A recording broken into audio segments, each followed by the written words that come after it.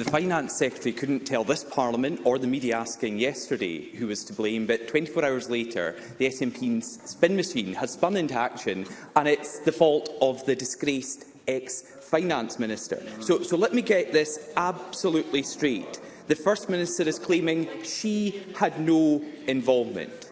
The Audit Scotland report confirms that SNP ministers were aware of the huge risk with this project, but carried on regardless. The government she leads, willingly decided to charge ahead against expert advice. The First Minister is now trying to blame Derek Mackay, and it all just seems very convenient that the person getting the blame is no longer here. It was the First Minister's government, her cabinet, her decision. So let me ask again. While she is saying the Transport Minister took the decision, what input to that decision did the First Minister have through the government she leads?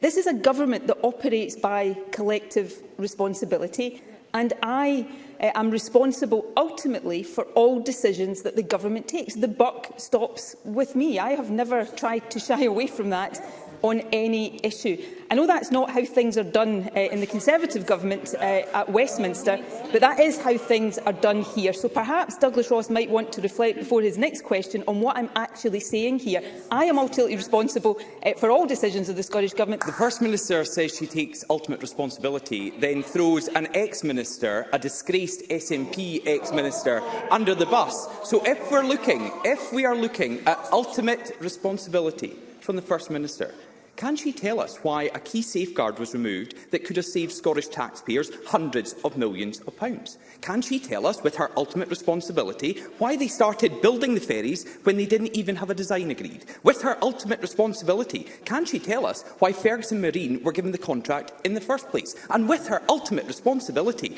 can she tell us why there is not going to be a public inquiry into this whole scandal? Because